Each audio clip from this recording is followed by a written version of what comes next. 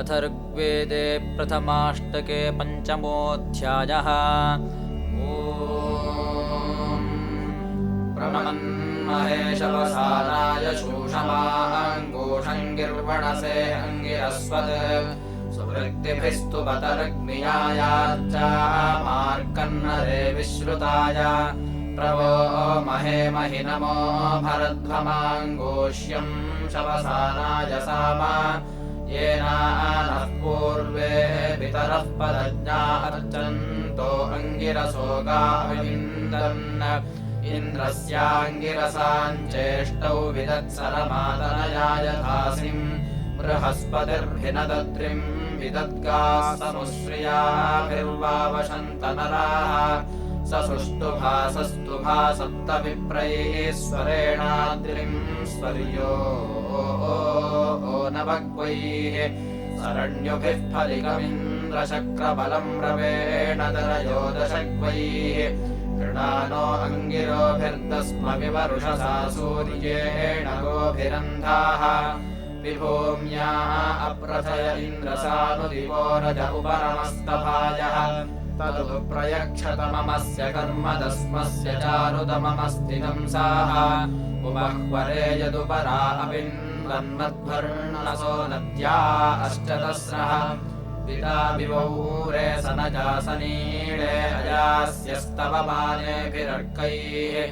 भगो न मेने परमेव्यो मन्नधारयद्रोदसी सुदंसाः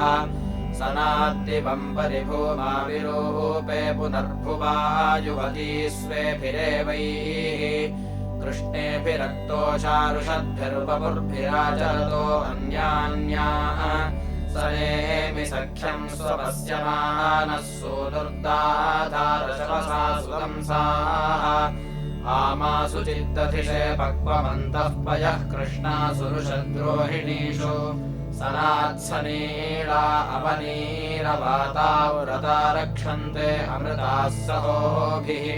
पुरो सहस्राजनयो न पत्नीर्दुवस्यन्ति स्वसारो अह्रयाणम् सनायुवो नमसानं यो अर्कैर्वसूयवो मतयो दस्मदद्रुः पतिन्न पत्नीरुषतीरुषन्तम् स्पृशन्ति त्वाशवसावन्मनीषाः सनादेवतवरायोगभस्तौ न क्षीयन्ते नोपदस्यन्ति तस्म युवाम् असि क्रतुमाम् इन्द्रधीरः शिक्षाः शचीवस्तवनः शचीभिः सनायते गोतम इन्द्रनव्यमतक्षद्ब्रह्म हरियोजनाय सुनीताय नः शवसा ननोधाः प्रातर्मक्षोधिया वसुर्जगम्यात् तम् महाङ्गिन्द्रयो हशुष्मैर्द्यावाजज्ञानः पृथिवी अमेधाः यद्धते विश्वा गिरयश्चिदब्धाभिया दृढासः किरणानैजन् आयद्धरी इन्द्रविव्रता वेराते वज्रञ्जलिता बाह्वोऽर्थात् एनाविहर्यतक्रतो अमित्रान् पुरनिष्णासि गुरुहूतपूर्वीः त्वम् सत्य इन्द्रकृष्णुलेतान् त्वमृभुक्षानवियस्त्वम् षाड् त्वम् शुष्णम् वृजने वृक्षाणो यूने कुत्सायत्युमते सचाहन् त्वम् हत्यदिन्द्रचोदीः सखा वृत्रम् यद्वज्रिन् वृषकर्मन्नुघ्नाः यद्धशूरवृषमणः पराचैर्विदस्योऽङ्ग्रियो नावकृतो वृथा षाड् त्वम् हत्यदिन्द्रारिषण्यम् दृढस्य चिन्मत्ताः नामजुष्टौ या अस्मदाकाष्ठा अर्वते वर्घनेव वज्रिन् श्रधिह्यमित्रान् त्वाम् हत्यदिन्द्रार्णसातौ स्वर्मीढे नर आजाहवन्ते तव स्वधाव इयमासमर्यभूतिर्वादेष्वतसाय्याभूत् त्वम् हत्यदिन्द्रसप्तयुध्यन् पुरो वज्रिन् पुरुकुत्साय दर्दः बर्हिर्न यत्सुदासे वृथा वर्गम् होराजन्वरिवः पूरवेकः त्वन्त्यान्न इन्द्रदेव चित्रामिषमापो न पीपयः परिज्मन् ययाशूरप्रत्यस्मभ्ययम् सिग्मनमूर्जन्न विश्वधक्षरध्यै अकारित इन्द्रगोतमेभिर्ब्रह्माण्योक्ता नमसा हरिभ्याम् सुपेशसंवाजमाभरानः प्रातर्मक्षूधियावसुर्जगम्यात् वृष्णे श्रद्धाय सुमखाय वेधसेनोधः सुवृत्तिम् प्रभरामरुद्भ्याः अपोनधीरो मनसा सुहस्यो गिरः समञ्जे विदथेष्वाभुवाः ते यज्ञिरे दिवर्श्वास उक्षणो रुद्रस्य वर्या असुरा अरेपसाः पापकाशः शुचयः सूर्या इव सत्ताः नो रद्रप्सिनो घोरवर्पसः युवानो रुद्रा अजरा अवोक्खनो ववक्षुरध्रिगावः पर्वता इव दृढाचिद्विश्वा भुवनानि पार्थिवा प्रत्यापयन्ति दिव्यानि वज्मनाः चित्रैरञ्जिभिर्वपुषे व्यञ्जते वक्षः सुरुक्माम् अधियेतिरे शुभे अंसेष्वेषान्निमिमृक्षरृष्टयः साकञ्जज्ञिरे स्वधया दिवो नराः ईशानकृतोऽधुनयो रिषादसो वातान्विद्युतस्तविषीभिरक्रत दुहन्त्योधर्दिव्यानि धूतयो भूमिम् पिन्वन्ति पयसा परिज्रयः पिन्वन्त्यपो मरुतः सुदानवः पयो घृतवद्विदथेष्वाभुवाः अद्यन्नमिहे विनयन्ति वाजिनमुत्सन् दुहन्ति स्तनयन्तमक्षितम् महिषासो माजिनश्चित्रभानवो गिरयोरस्वतवसोरघुष्यदाः मृगा इव हस्तिनः खादथावनाय दारुणीषु तविशीरयुक्तम् सिंहा इव नानदति प्रचेतसः पिशा इव सुपिशो विश्ववेदसः क्षपो जिन्वन्तः पृषतीभिर्वृष्टिभिः समित्सपाधः शवसा हि मन्यवः रोदसी आवदता गणश्रियो वृषा च शूराश्च वसा हि मन्यवः आवन्धुरेष्वमतिर्न दर्शता विद्युन्नतस्थौ मरुतो रथेषु वः विश्ववेदसो रजिभिः समोकसः सम्मिश्लासस्तविषीभिर्विरप्शिनाः अस्तार इषुन्दधिरेगभस्योरनन्तशुष्मा वृषखादयो नराः हिरण्ययेभिः पविभिः पयो वृथमुज्जिघ्नन्द आपथ्यो ओरपर्वतान् मखायासस्वसृतो ध्रुवच्युतो दुध्रकृतो मरुतो भ्राजदृष्टयः घृषुम् पावकम् वरिणम् विचर्षणिम् रुद्रस्य सूनुम् हवसा गृणीमसि रजस्तुरन्तव सम्मारुतम् गणमृजेषिणम् वृषणम् सश्चतः श्रिये प्रणो समर्थः शवसा जनाम् अतितस्थौ वभूति मरुतो यमावत अर्वद्भिर्वाजम् भरते धनानृभिरावृत्स्यङ्क्रतुमाक्षेति पुष्यति चर्कृत्यम् मरुतः पृत्सु दुष्टरम् द्युमन्तम् शुष्मम् भगवत्सु धत्तन धनस्पृतमुख्यम् विश्वचर्षणिम् तोकम् पुष्ये मतनयम् शतम् हिमाः नोष्ठिरम् मरुतो वीरवन्तमृतेषाहम् रजिमस्मासु धत्त सहस्रिणम् शतिनम् शोशुवांसम् प्रातर्मक्षोधियावसुर्जगम्यात् पश्वानतायुङ्गुहा च तन्नमो युजानन्नमो वहन्तम् सजोषाधीराः पदैरनुग्वन्नुपत्तासीदन् विश्वे यजत्राः ऋतस्य देवा अनुव्रता गुर्ववत्परिष्टिर्त्योर्नभूव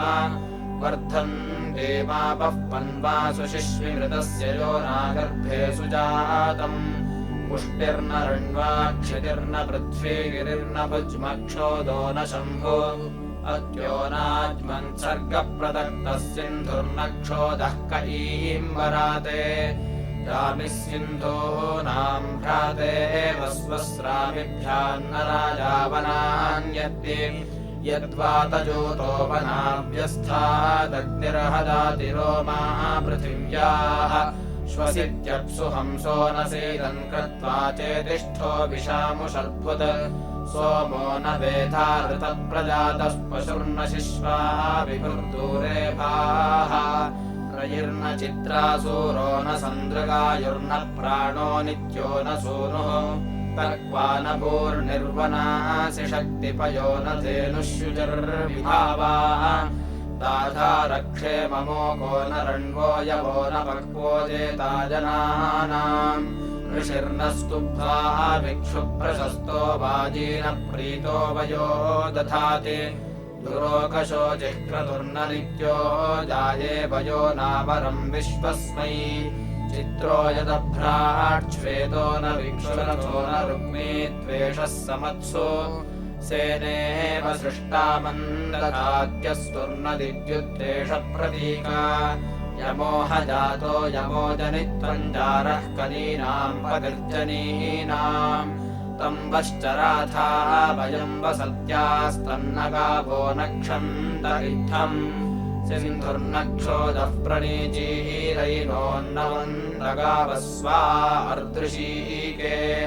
वनेषु जायुर्मर्तेषु मित्रो वृणीते सृष्टिम् राजेवाजुर्यम् क्षेमो न साधुः क्रतुर्न भद्रो भुवत्स्वाधीरोता हव्यवाट् हस्ते तथा नो नृम्ना विश्वान्यमे देवान्धाद्गुहा निषेदन् विदन्ते मत्र नरोधियन्धा हृदायत्तष्टान्मन्त्राम् अशंसन् अजो रक्षान् दाधार पृथिवीन्तस्तम् भक्त्याम् मन्त्रेभिः सत्यैः प्रियापदानि पश्वोरि पाहि विश्वायुरग्ने गुहागुहङ्गाः यदीञ्चिकेत गुहा भवन्तमायः ससादधारामृतस्य प्रिये च्युतन्ति यथा सपन्त आदिद्वसूनि प्रववाचास्मै पियो वीरुत्सुरोधन्महित्रोत प्रजा उत प्रसूष्वन्तः चित्तिरपान्दमे विश्वायुः सद्मे बधीराः सम्मायचक्रुः श्रीणन्नुपस्थाद्दिवम्भुरण्युस्थातुश्च रथमक्तोऽन्योर्नोत् पर्यदेशामेको विश्वेषाम् भुवद्देवो देवानाम् महित्वा आदित्ये विश्वे क्रतुम् दुषन्त शुष्काद्यद्देव जीवो जनिष्ठाः भजन्त विश्वे देवत्पन्नामृतम् सवन्तो अमृतमेवैः ऋतस्य प्रेषा ऋतस्य धीतिर्विश्वायुर्विश्वे अपांसि चक्रुः यस्तुभ्यम् दाशाद्यो वा ते शिक्षात्तस्मै चिकित्वान्द्रयिन्दयस्व ओतानिषत्तो मनोरपद्ये स चिन्वासाम् पतीरयीणाम् इच्छन्तरेतो मिथस्तनूषु सञ्जानतस्वैर्दक्षैरमूराः विदुर्नपुत्राः क्रतुञ्जुषन्तः श्रोषण्ये अस्य शासन्तुरासाः विराज और्णोद्दुरः पुरुक्षुः पिबेशनाकम् स्त्रभिर्दमूनाः शुक्रः शुशुक्वाङ्कुशो न जारः पप्रासमीची दिवो न ज्योतिः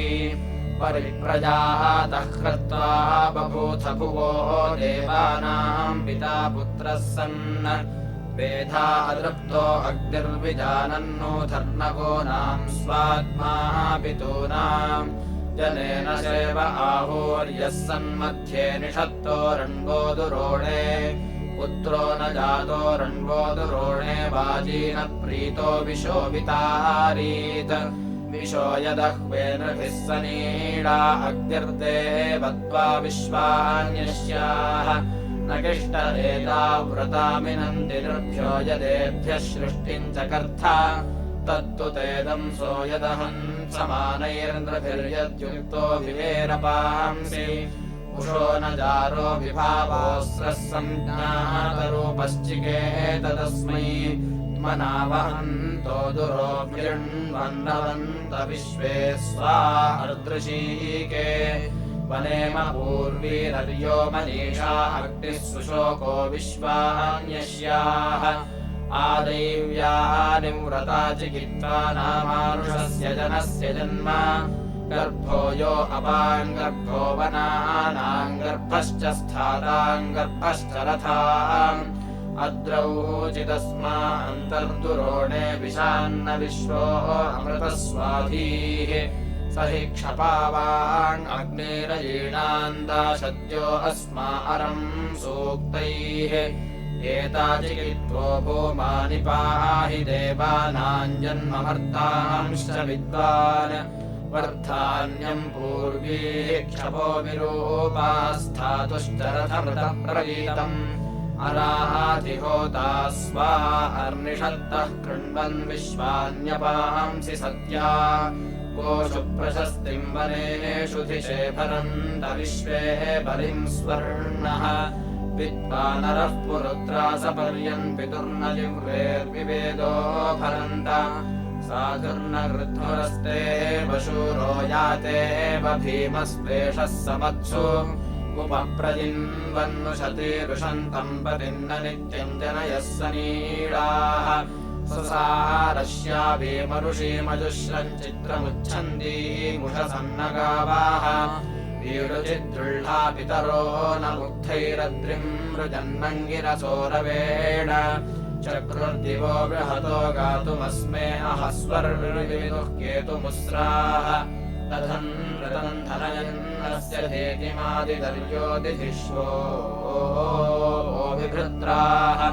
अदृश्यन्तीरपसो यन्त्यच्छा देवाञ्जन्म प्रयसा वर्धयन्ती मथेद्यदेवि विभृतो मातरिश्वा गृहे गृहे श्येतो जेन्योऽभूत् आदीम् राज्येन सहीयसे स चासन्नादूत्या अम्भृगबाणो विवाय महे यत्पित्र इम्रसन् दिवे करवत्सरत्पृशन्यश्चिकित्तान्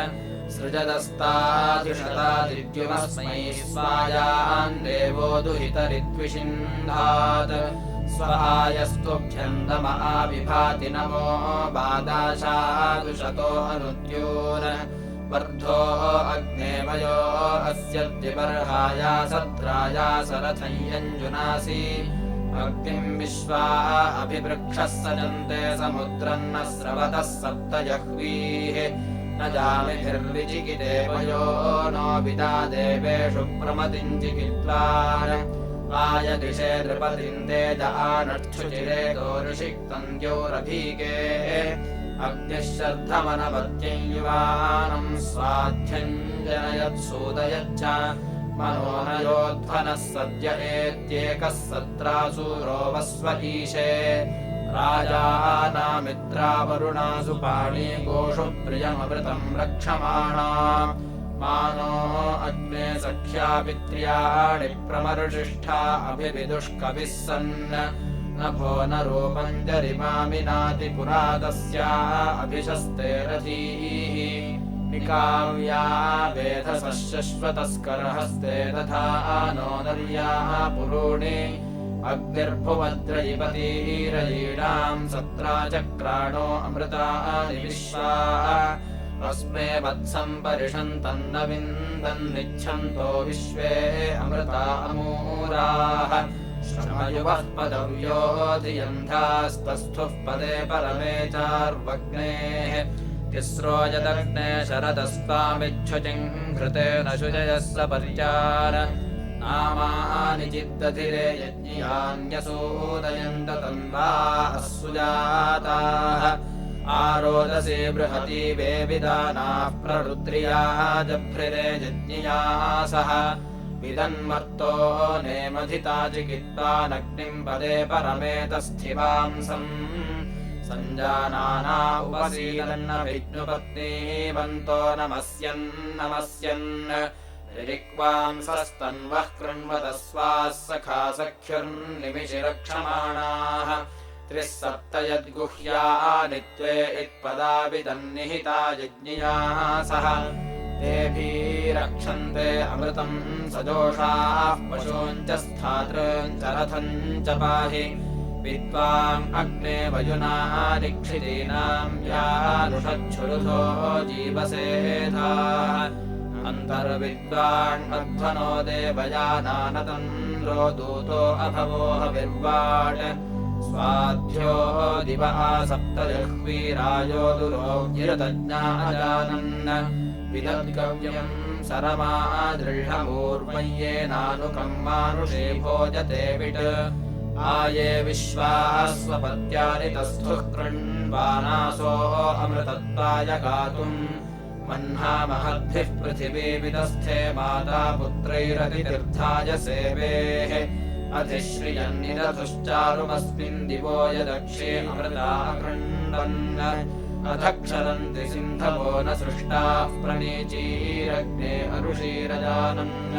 प्रजिर्नयः पितृवित्तोपयोधाः सुप्रणीदिश्चिकितुषो न चासुः स्यो न शीरतिथिर्न प्रेणानो देव सद्मविधतो वितारीत्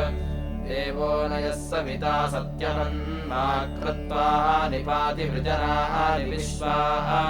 गुरुप्रशस्तो अमतिर्न सत्य आत्मे वशेवो दिधिषाय्योऽभूत् देवो न यः पृथिवीम् विश्वधाया उपक्षेति हितमित्रो न राजा पुरः सदः शर्म सदो न वीरा अनवत्यापतिजुष्टेव नारी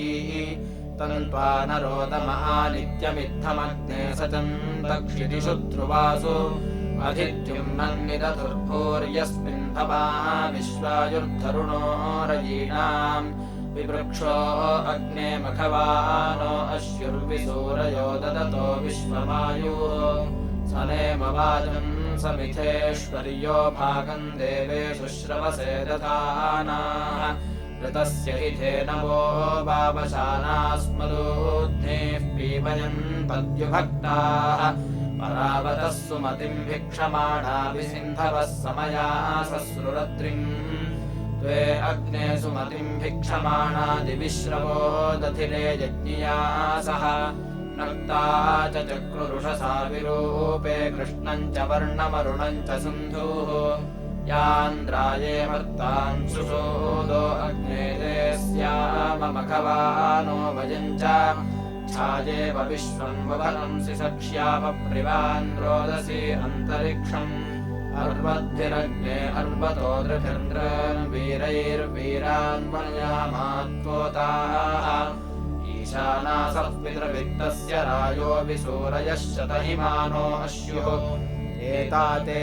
अग्न उचताः निवेदो दुष्टानि सन्तु मनसे हृदे च शकेम रायः सुधुरोजमन्तेऽधिश्रवो देवभक्तम् दधानाः उपप्रयन्तो अद्धरम् मन्त्रम् वोचे वाग्नये आरे अस्मे च शृण्वते यस्नेहितेषु पूर्यः सञ्जग्मानासु कृष्णिषु अरक्षत्ताशुषे गयम् उदब्रुवन्तु जन्तव उदग्निरवृत्रहाजने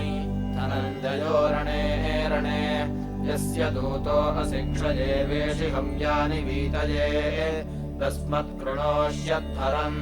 तमित्सु हव्यमङ्गिरस्सु देवम् सहसो यहो जनाः आहुस्सु बर्हिषम् आचवः आसिताङ्गिह देवाङ्गुपप्रशस्तये हव्यासुश्चन्द्रवीतये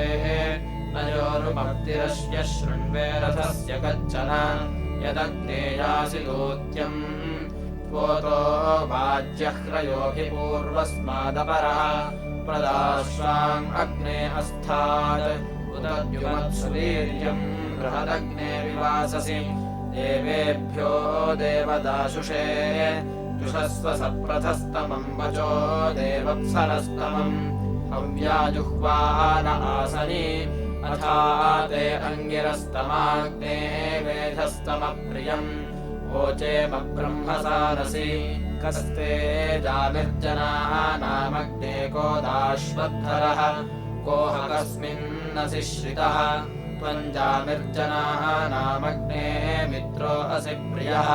सखा सखिभ्यईड्याः यजा नो मित्रा वरुणा यजा देवामृतम् बृहत् अग्ने यक्षिस्वन्दमम् कात उभे निर्मनसो वराय कुपदग्ने शन्तमा कामनीषा को वा यज्ञैः परिदक्षन्तापकेन वा ते मनसा दाशेम एह्यग्न इह होता निषीदादब्धः सुपुर एता भवानः अवतान् पारोदसी विश्वमिन्वे यजामहे सौ मनसाय देवान् प्रसुविश्वान् रक्षसो धक्ष्यग्ने भवा यज्ञानामभिषस्ति पावाः अथावः सोमपतिम् हरिभ्यामातिथ्यमस्मै चक्रमासुदाम्ने प्रजावतावचसा वह्निरासा च हुवेनि च सत्सेह देवैः वेशिहोत्रमुतपोत्रम् यजत्र बोधिप्रयन्तर्जनितर्वसूनाम् यथा विप्रस्य मनुषो हविर्भिर्देवाम् अयजः कविभिः कविः सन् एवाहोतः सत्यतरत्वमत्याग्ने मन्द्रया जुह्वा यजस्व कथादाशेमाग्नये कास्मै देवजुष्टोच्यते भाविनेगीः यो मर्त्येष्वमृतऋतावाहोता यजिष्ठ इत्कृणोति देवान् यो अध्वरेषु शन्तमऋतावाहोता तमो नमोभिराकृणुध्वम् अग्निर्यद्वेर्मर्ताय देवान् स चाबोधादिमनसाय जाति स हि क्रतुः समर्यः स साधुर्मित्रो न भूदद्भुतस्य रथीः तम् मेधेषु प्रथमम् देवयन्तेर्विष उपब्रुवते जस्मारीः स नो नृणानृतमो दिशादाः अग्निर्गिरो वसावेतु धीतिम् तनाचये मघवानश्चविष्ठावाजप्रसूता ऋषयन्तमन्ना एवाग्निर्गोतमेभिरृता वा विप्रेभिरस्तोष्टजातवेदाः स एषु द्युम्नम् पीपयत्सवाजम् स पुष्टियातिजोषमाचिकित्तान् अभित्वा गोतमा गिरा जातवेदो विचर्षणे द्युम्नैरभिप्रणो नुमः तमुत्वा गोतमो गिरा रायस्कामोदुपस्यति द्युम्नैरभिप्रणो नुमः तमुत्वा वाजसा तममङ्गिरस्वर्धवामहे द्युम्नैरभिप्रणो नुमः तमुत्वा वृत्रहन्तमय्योदस्योङ्ग्रवधूनुषे द्युम्नैरभिप्रणो नुमः अवोचामरहू गणा अग्नये मधुमध्वचाः द्युम्नैरभिप्रणो नुमः हिरण्यकेशो रजसो विसारे हिर्धुनिर्मात इव ध्रजीमान् शुचिभ्राज उषसो न वेदा यशस्वतीरपस्युवो न सत्याः आते सुपर्णा अमिनन्तम् एवैः कृष्णो नो नाम वृषभो यदीदम् शिवाभिर्न स्मयमानाभिरागात्पतन्ति मिहस्तनयन्त्यभ्रा यदि मृतस्य पयसापि यानो नयन् ऋतस्य पथिभिरजिष्ठैः अर्जवामित्रो वरुणः परिज्वात्वचम् रञ्चन्त्युपरस्य योनो अग्ने वाजस्य गोमत ईशानः सहसो यहो अस्मेधे हि जातवेदो महिश्रवाः स इधानो वसुष्कविरग्निरीळेऽन्यो गिरा रेवदस्मभ्यम् पूर्वणीकदीदिः क्षपोराजन्नुदत्मनाग्ने वस्तो ऋतोषसाः स दिग्मजम् हरक्षसोदाप्रति अवानो अग्नपूतिभिर्गायत्रस्य प्रधर्मणि विश्वासुधेषु वन्द्य आनो अग्नेरजिम्भरसत्रासाहं वरेण्यम् विश्वासु वृत्सु दुष्टरम् आनो अग्ने सुचेतुना रजिम् विश्वायुपोषसम् आर्णीगन्धे हि जीवसे प्रभूतास्तिग्मशोचिषे वाचो गोतमाग्नये परस्वसुम् नजुर्गिराः यो नो अग्नेभिजा सत्यन्ति दूरे परीष्टसः अस्माकमिद्वृथे भव सहस्राक्षो विचर्षणिरग्निरक्षांसि सेधति गोता गृणीत उक्थ्याः इत्था हि सोम इन्मदे ब्रह्मा चकारवर्धनम् शविष्ठवज्रिन्नोजसा पृथिव्या निःशशाहिमर्चन्दनुस्वराज्यम् सत्त्वामदद्वृषामदः सोमश्येनाभृतः सुतः येनावृत्रन्निरद्भ्यो जघन्थवज्रिन्नोदसार्चन्दनुस्वराज्यम् प्रेह्यभिः कृष्णुहिनते वज्रोनियम् सते इन्द्रनृम्णम् हि देशमोहनो वृत्रञ्जयाः अपोर्चन्दनुस्वराज्यम् निरिन्द्रभूम्या अधिवृत्रञ्जघन्थनिर्दिवः सृजामरुत्वतीरवजीवधन्या इमा अपोर्चन्दनुस्वराज्यम् इन्द्रो वृत्रस्य दोधतः सानुम् वज्रेण हीडितः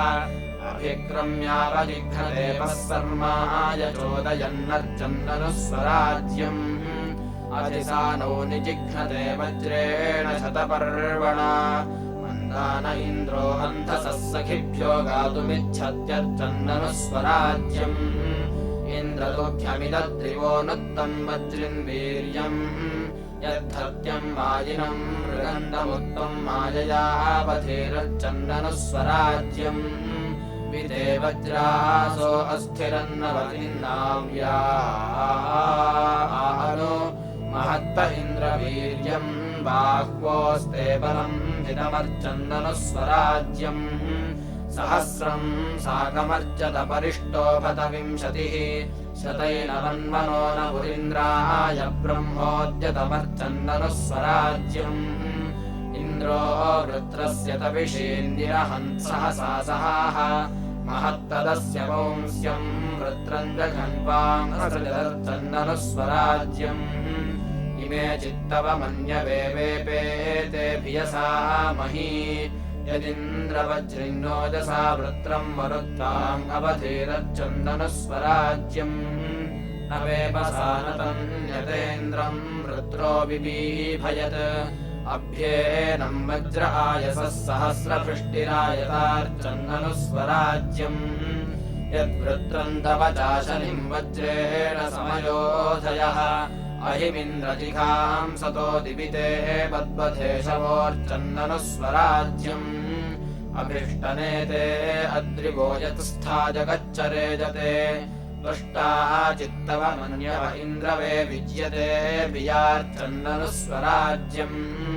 न हि नुयादधीमसीन्द्रम् को वीर्यापरः तस्मिन् रङ्नमुतक्रतुम् देवा ओजांसि सन्दधुरच्चन्दनुस्वराज्यम् यामथर्वामनुष्विला दध्यङ्गिजमत्नदा तस्मिन् ब्रह्माणि पूर्वथेन्द्र उक्था समग्वतार्चन्दनुस्वराज्यम् इति प्रथमाष्टके 5मोऽध्यायः।